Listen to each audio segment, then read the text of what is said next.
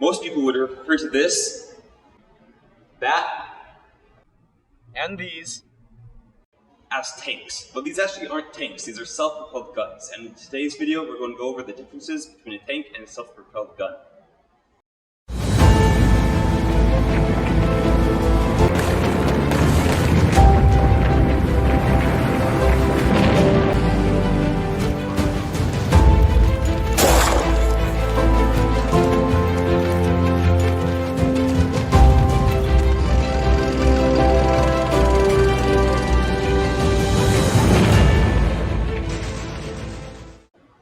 Now, one of the reasons that these aren't considered a tank is the armor.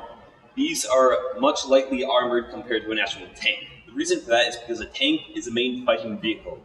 Those are designed to head straight into battle, take on direct hits, whereas these are designed more so to sit a little behind the lines and give covering, support, and fire that way. If these were to take direct fire, the armor would be much easier to pierce, whereas a tank has much thicker armor. The guns on these, you can also see it doesn't have a turret, so that makes it a lot harder if it needs to take out a target behind it or to its left or right. The entire vehicle would have to pivot in order to fire that direction.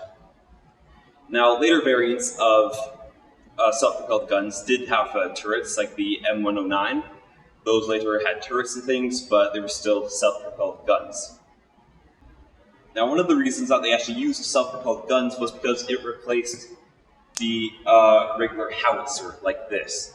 Now, this is a 25-pounder, and they later started putting these into vehicles known as sextons. And these were basically like the M7 Priest, like you saw earlier in the video. And that way, it was much smaller and more compact. You wouldn't have to worry about a truck carrying this. It was all one piece. Now, if we walk over here, we can see a limber. This is what all the ammunition was carried in for the 25-pounder.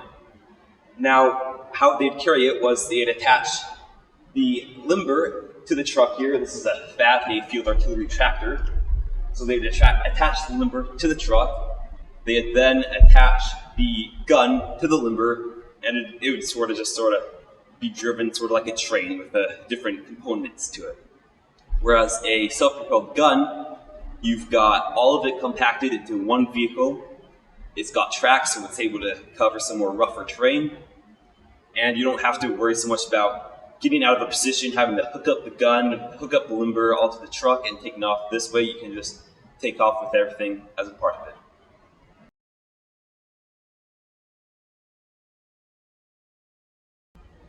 Now, those are just a few of the points that make a self-propelled gun and a tank different, and the reasons why they use self-propelled guns. If you enjoy videos like these and want to see more like them, please feel free to subscribe to the channel and like the video. And thanks for watching, and have a great day.